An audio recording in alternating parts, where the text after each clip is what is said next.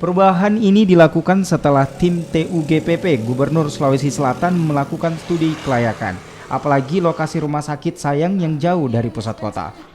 Perubahan ini pun disampaikan Direktur Rumah Sakit Sayang dan menurut rencana, pemindahan dari Rumah Sakit Dadi ke Rumah Sakit Sayang akan mulai dilakukan tahun 2020. Sementara itu, selain kelayakan gedung dan penambahan kamar, rumah sakit berharap Dinas Perhubungan memperluas akses menuju Rumah Sakit Sayang Rakyat. Pasalnya, selama ini akses menuju Rumah Sakit Sayang yang berada di perbatasan Makassar dengan Kabupaten Maros ini cukup sulit ditempuh karena berada jauh ke dalam lorong. Program pemerintah itu, program andalan itu kan mempercepat pembangunan kesehatan.